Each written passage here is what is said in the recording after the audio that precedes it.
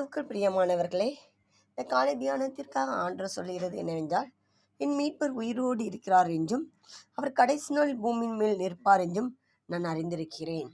பிரியமானவர்களே, நம் இயேசு உயிரோடு இருக்கிறார். நாம் ஒரு மரித்த தெய்வத்தை நாம் ஆராதிக்கவில்லை, நம் ஜீவனுள்ள தேவனை ஆராதிக்கிறோம்.